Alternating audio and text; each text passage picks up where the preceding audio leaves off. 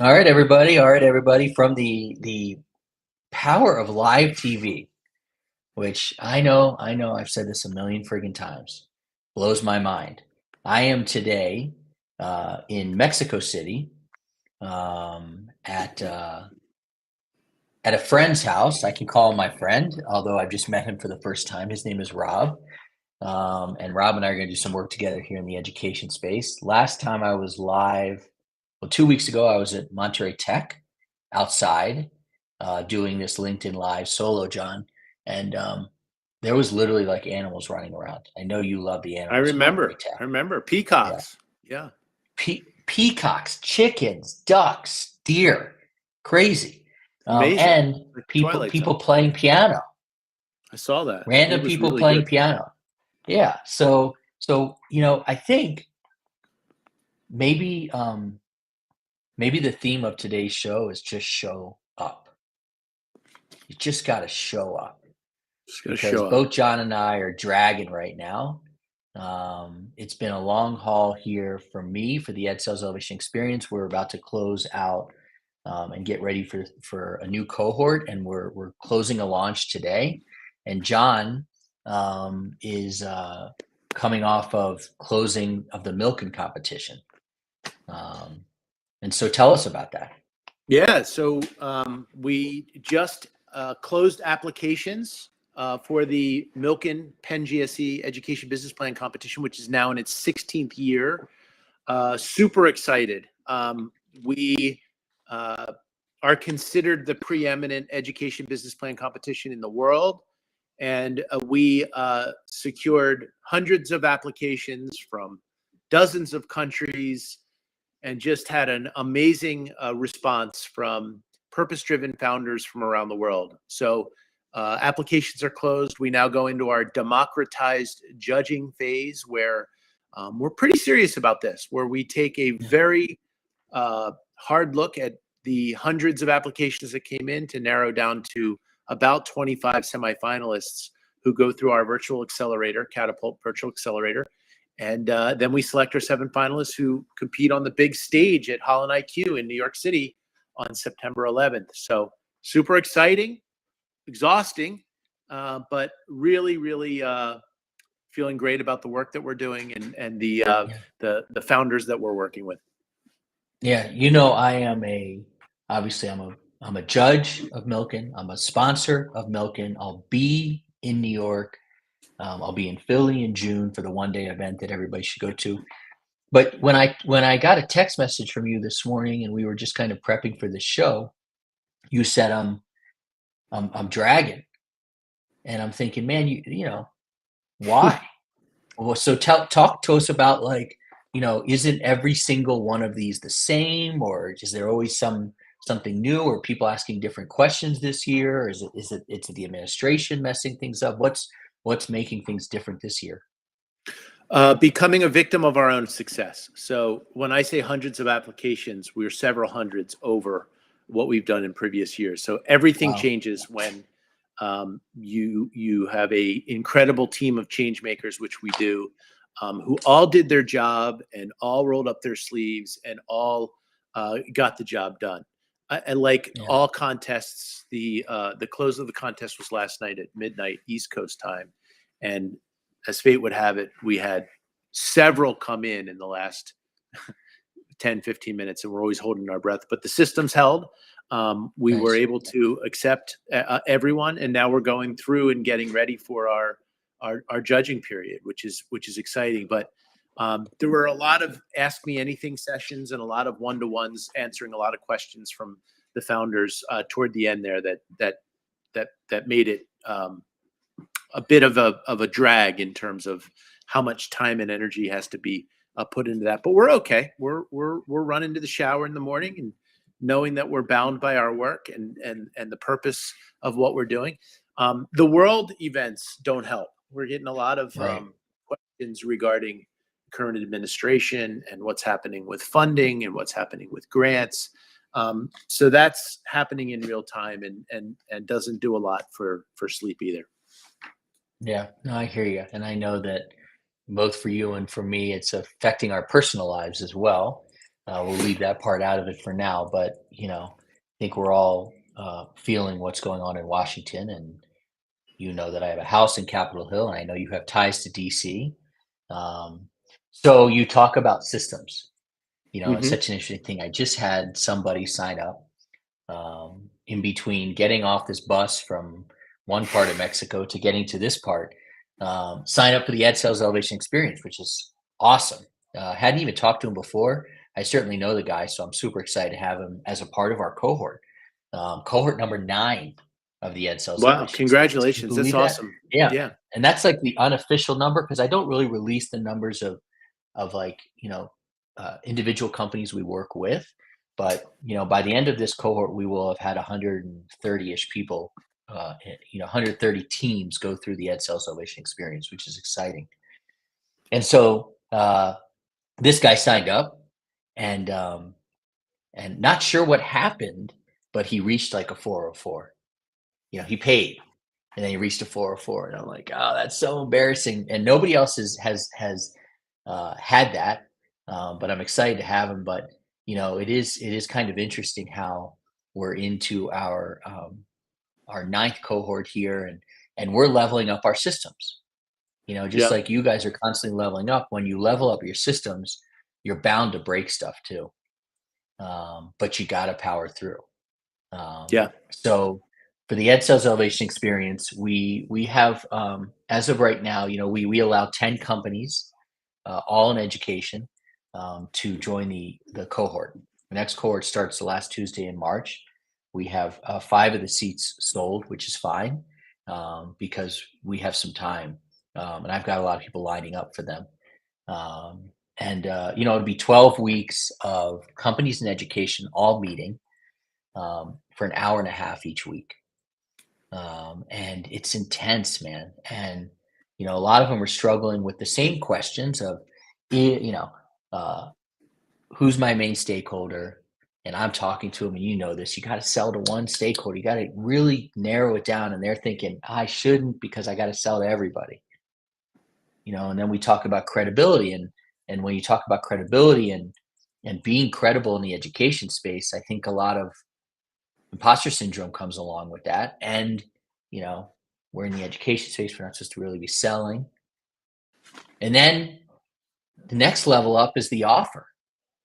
And I know I talk to people about their offers a lot. And I was there, man. My offer was ambiguous as it could be when I Hmm. sold to schools in the after school space because I just wanted the deals. But at the end of the day, the clearer the offer, the faster the yes or the faster the no. Um, and then it comes down to messaging. And at the end of the day, to me, it's all about messaging. I don't care how credible you are, how long your list is, how clear your offer is, how many results you've given to people. If your messaging isn't clear, people will not sign up. Out of all those things I just talked about, I know you touch on them as well. If you had to pick one as the most important thing for an education company to focus on day one, what would it be? I think doing the little things well, Josh, and as I've watched you develop the Ed Sales Elevation Experience, you and I know we attack successful strategic sales and distribution and education a little differently. And I've become a real believer in your method, to know that not only is this a relationship sales business that really, you can build businesses on developing trusted relationships, leveraging trusted relationships, selling in based on trusted relationships, but you have to do everything that you um, advise and coach on in the Ed Sales Elevation Experience really well, as in terms of having your signature solution, messaging that clearly, being confident in who are the users, who are the buyers, and what are the key Hmm. metrics that are going to drive a sale. And you've gotten really good at institutionalizing or systematizing this method so that people recognize that fast yeses and fast nos are important, and that the ability to get to a fast yes is as much having a strong relationship or having a good referral from a strong relationship, which is kind of my world and how I've built education businesses. But when they go on LinkedIn or they see an email or they see how that solution provider is conveying pain points and what they can do to address pain points, critically important. And I've seen more and more of your clients, the people that you're coaching, become real believers if they do it well and they do it with intention. So my hat's off to you on ensuring that there's this balance between a relationship sell, but more of the kinds of sales and positioning that you're putting forth through the Edsales experience. Thank you. Yeah, we have you and I have a mutual connection who's in New York City who, I'm not going to mention his name. He happens to also be a big Philly guy, but living in New York City. And it took him 6 to 7 to 8 months to finally sign up. But I spent a lot of time talking to him. Granted, we went back and forth on Philly sports, but 95% of it was, about his tutoring company, and he was also pivoting to another company. And he joined the Edsales Elevation Experience. We're in the 4th week of his cohort. And in the 3rd week, we get to the Raise Your Hand campaign. So we've done, really pared down and thought about ideal client. And I think when people hear ideal client there, they just gloss over. Like, oh, this guy's talking about ideal client. I know that crap. No. I want to know public-private charter. I want to know where they sit. I want to know rural, urban. Like, I want to get deep with you, and I want to go down, and we can come back up, but let's niche as far down as we can. And then let's build your credibility on that. And if you work with rural principals in the Midwest, let's put that in your headline. Right. Let's tell those principals that you are there and can specifically help them. And then we get to the Raise Your Hand campaign, where we reach out to these people using LinkedIn, and we're able to prove that you've got the right client and that your credibility sings to them and that they're willing to meet you. And it's the beginning of doing targeted outreach, aka cold outreach. And so this guy hadn't done any really. And I've worked with some people who have been in, Chris and Corey from Rocket PD. These guys have been in sales for 20, 30 years in the education space. And I'm like, try it this way. Give them your headline. I help who, using what method, get which results. And they say, now you understand how I can help you. What keeps you up at 3 a.m. that I can solve for you? And just don't talk. And then let them talk for 90% of the time. And this particular guy tried it. He left me a text message. I shared it with you, right? I sent it to you. I hope you're able to listen to it. And his mind was blown at what happened by just listening. And this principal was so impressed with his approach. He said, let's get to proposal. Let's talk. They met 2 days later, and he got his largest contract ever. Now, I can't say it out loud because he wants me to wait until like the actual contract is signed. And that shows me that he's like, smarter than I am, because I would have said something out loud. But I'm really proud of him, because to your point, you got to really buy in. And he has. And so we're seeing the results from people. And so I'm excited to have more people join the Edsales Elevation Experience. I'm having more companies come in than I ever have before, which shows me that this is working on a kind of a different level as well.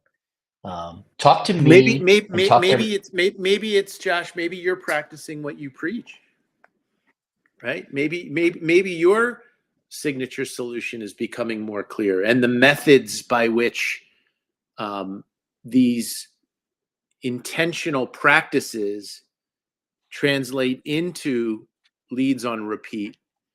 Maybe you're doing an even better job now to convey the value, which is attracting more prospects, which is leading to more customers, satisfied customers.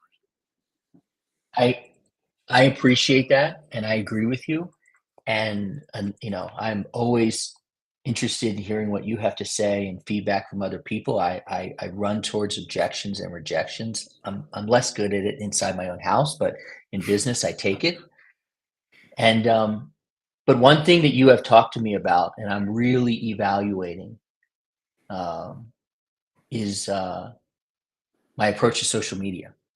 Hmm. Um, you know, I think that I know that you see a lot of what I put out on social media, and it probably seems like a lot, but the algorithm knows that you will look at what I put out. So you see more than the average person. I'm not concerned about that. I think that I want to spend more time uh, talking about the success of my clients going forward. So I appreciate what you're saying. Yes, my signature solution is working. Um, we're getting the results, but I can tell you that I'm constantly tinkering with the systems, with the messaging myself. Clearly, Yeah. the system's tinkering, which is why this guy got a 404. So sorry. I'll handle that with my team, but also changing the messaging now. Yeah, And but isn't iteration and adaptability part of the signature solution?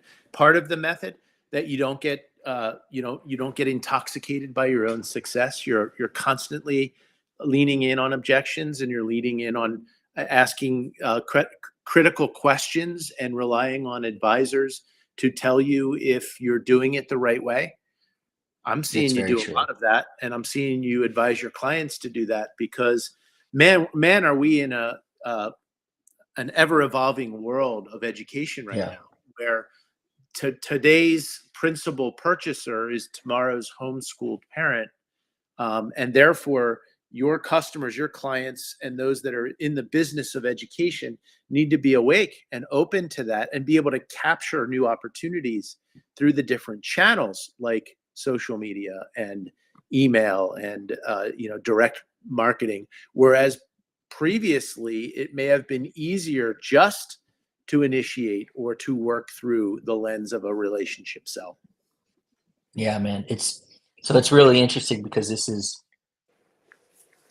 truly John and I talk about a lot of stuff throughout the week through text message, through phone, through I send a lot of voice messages. He's probably tired of those. But we have not talked I about love this. those. I just wish I knew how to do it. You'll never learn. We have not talked about this. And what you're talking about right now is something that I truly have been talking to our clients about. I think one of them, Class Catalyst, Hmm. and Rob and his team. They have a social emotional learning tool. They've got a lot of success there. They're really rooted in Chicago, right in Chicago, and we've been really talking about how they have to change their messaging.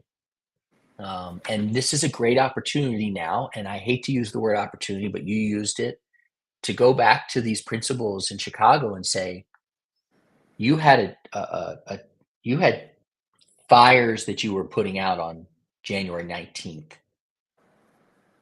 Those fires changed on January the 20th.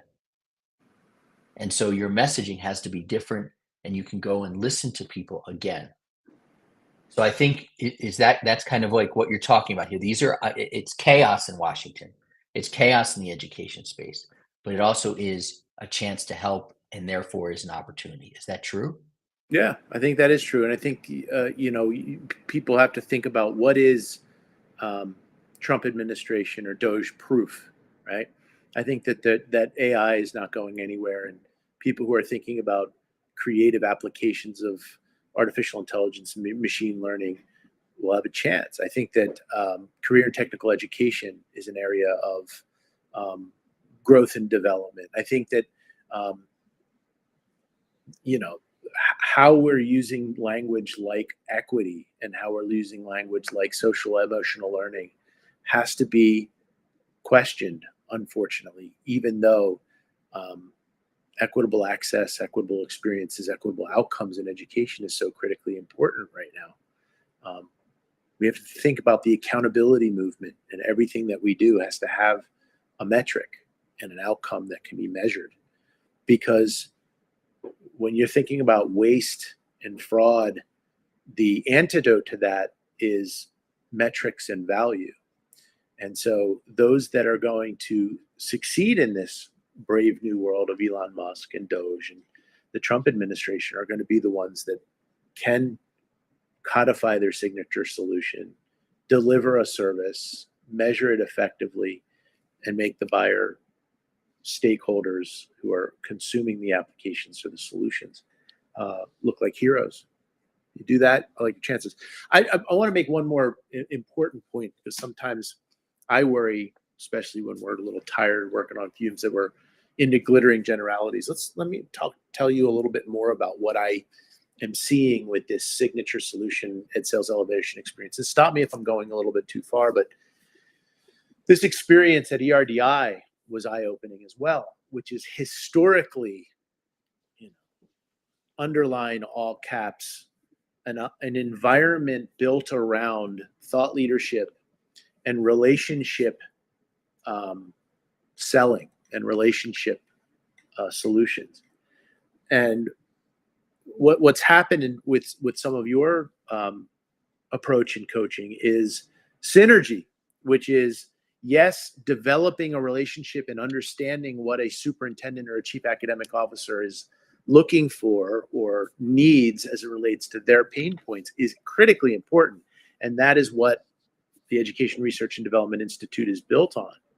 But I saw a lot of solutions providers not only leaning in on that mantra or that value proposition, which again has been in existence at the RDI for 40 years, but also coming in and saying, it's not enough.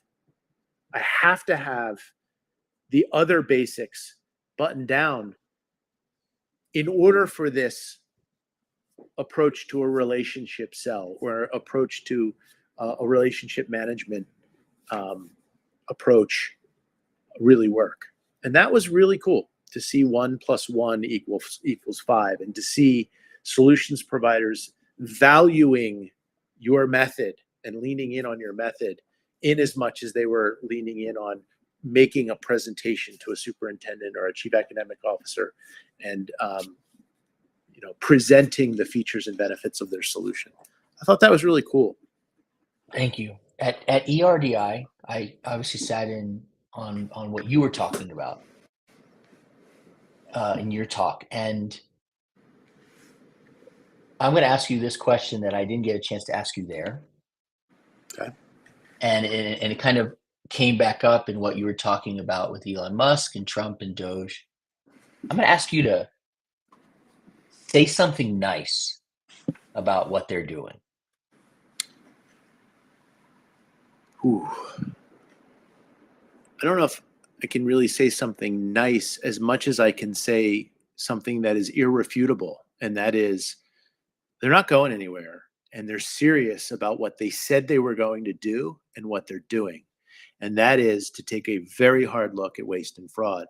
Now, I may not personally agree with some of the approaches just to take mass cuts and to broad brush and to buy a media company like Twitter and then blast out your opinions.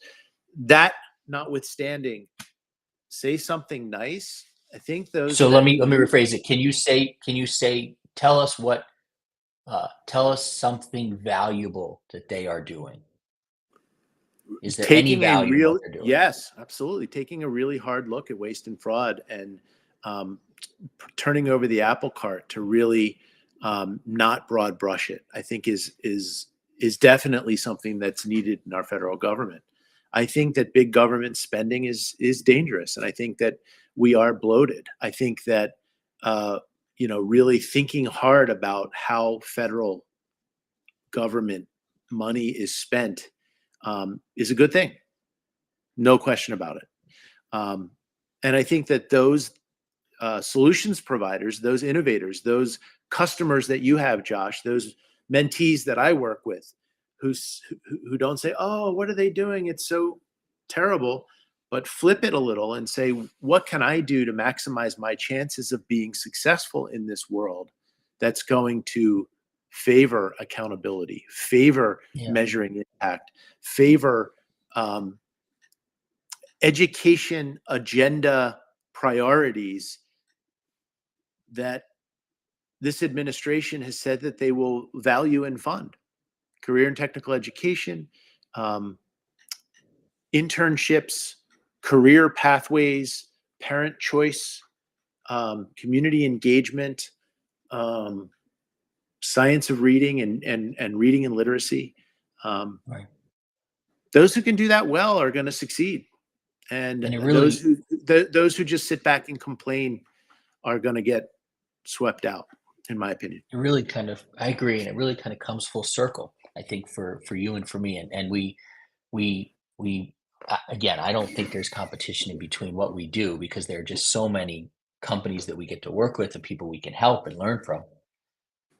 Um, and whether you go through the milking competition and all the rigors that come along with that, even your application process, and you put yourself through that, or you join the Edsales Elevation Experience, which is 12 weeks surrounded by 9 other companies pushing and pulling on your thoughts and your messaging and your credibility. You're going to come out the other end in a better place than you were before if you put the work in, and you are going to be better positioned in the eyes of Elon Musk and Donald Trump, I believe, for better for worse, to potentially make it on the other end with them. Yeah. Because you will not be seen as waste or fraud, because you will be able to clearly articulate how you can help the education system, how you can help a principal or a superintendent or a higher education. And that's really what we're getting towards here at the end of the day. And you guys, hammer research to practice. That's not my thing. I've learned it from you. But at the end of the day, if I'm on the messaging side and you're on the research to practice side, and we bring these things together, then you're in a better position to survive, other than a company who at this point is just talking about, rainbows and unicorns Mm-hmm. and 100%. generalities. Yeah, right. And so when the messaging and the research to practice and really coming up with a logic model that will deliver outcomes, and you said good for the principal, good for the assistant principal, good for the team. At the end of the day, great for students, right? Student centered. What are these applications, and how does it ultimately come down to students being more college and career ready and on a trajectory to a better position in life? We still have 70% of kids in this country that can't read proficiently. That is criminal, considering what we've spent on education. Now, there are a lot of reasons, and I don't cast any aspersions on certain approaches that have happened, and I don't play the blame game. I can make arguments for systemic issues that have come into play here, but also in terms of how our education institution has failed our students, and that we need to approach it in a different way. And I think that we will. And I think that as we ebb and flow through these political cycles, I hope we don't forget who's the biggest and highest priority for us, and that's the student. It's our future generations that we have to think about as we're getting our messaging right, and as we're thinking about a logic model that's going to deliver some sort of an outcome. 100%. Well, let's look forward. What's today? Today's Thursday. So I'll see you in 9 days, I believe, maybe 10, depending on if you get in Sunday or Monday, at South by Southwest EDU The in Lone Austin. Star State. Yeah, I'm excited. Yeah, It'll be fun. that'll be really exciting. Have you been to South by? You've been there, right? For South by It's been a Southwest while, EDU, right? but I have been there. It is awesome. Austin's an incredible place, and there'll be a lot of our usual suspects who we'll see there. That's exciting. So John and I are hosting an event, and we've got a wonderful guy. His name is Moby, not Moby the musician, but this guy probably is a rock star as well, our Moby. And we're going to host this event for education entrepreneurs, founders to come and meet each other. And Moby's going to bring the magic. John is judging an event as well. That's on Monday, I believe, right? Yep. Yeah, it's the launch business plan competition. That's exciting. And I have, they have these really cool things. They call them, I think they're called brain dates. I don't know if you saw if I that saw that. Yeah, I floats up think to that's you. cool. So Yeah. yeah. And so I know you're the prince, so you don't have to do things like that. But I signed up for two of them. I set up two of them, which is basically, and obviously South by Southwest EDU, they don't get any 404s on what they do, right? Their No. tech is killer. And so super cool. Like you sign up. And so I posted for this brain date and I said, hey, I'm open to talking to anybody about lead gen systems for your education company and also how to convert your LinkedIn sales, your LinkedIn profile to a sales funnel. And I've gotten a couple people who have said, hey, I want to meet. So that's pretty exciting. And then after that, I'm flying up to DC and hoping to meet with the DC Startup Week people to get organized for that, and meet with some DC folks. So that's the road ahead. It's awesome. And then let's look a little further down the road. April, ASU GSV, you're in for that, right? Yep, we're in with that. We're hosting a happy hour with EdTech Insiders, so we're excited about that. More to come over social media to promote that. But yeah, we're excited. Then let's Then look a we little further ahead to June Innovation Summit. my new favorite conference. Yeah, Do we have a date? June 6th. I think there's going to be a June Okay. 5th, June 6th. We're working on double dates right now with a little bit of Ooh, an evening social going into the June 6th summit date. So we're finalizing everything there, and we'll keep everybody posted. good. That's breaking news because last year, first year, it was a 1 day thing and it was super packed and really wonderful, but extended out a little bit. So, for everybody who is interested in conferences, there's a few there. South by Southwest EDU, which is in Austin, March the 3rd, I think. ASU GSV early April. June is the Catalyst event. Last week, I spent some time talking about conferences, and we're going to release that show because conferences used to be something that I failed mightily at, and it was because I um, didn't know my ideal client. I didn't have any credibility. I didn't have an offer, and I didn't message correctly. And now conferences are really wonderful things to go to. So I hope that people can experience that as well. And I guarantee you, if you go through Catalyst or if you go through the Edsales Elevation experience, conferences will become worthwhile for you as well. 100%. So, John, we pushed through here, and I appreciate you going on fumes. Just one last thing. Are you able to tell us at least by how many applications did you exceed last year? Hundreds. Hundreds. That's Yeah, so amazing. hundreds of applications from over 50 countries. And as I said in my post, some really cool exotic places are doing some game-changing things in education, from New Zealand to Kathmandu to Beijing, China to Nicaragua and Guatemala. A lot of LATAM, where we just came from and we're focused on. Just amazing. Couple of really unbelievable ventures from Argentina and in Colombia. Even had a couple of Venezuela companies. So it's really a global phenomenon, and it's so fun to think about how these 25 semifinalists will come together and start engaging together through our Catapult Virtual Accelerator and getting prepared for the finals and ultimately the presentations on the big stage. It's exciting, man. As you're saying all that, I am truly, from the bottom of my heart, excited for you. And I think that I just want to always bring this up that we don't compete and that, No, never. No, I think it's synergy. Yeah, like it's synergy.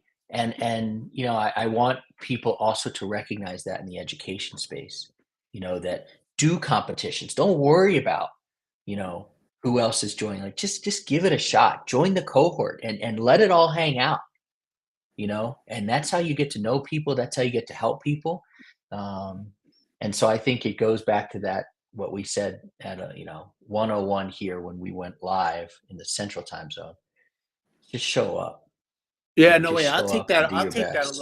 a little bit further. I'll use an analogy. As you know, I make a lot of referrals of ventures to the philanthropic community to secure grants, and Mhm. to the venture capital community.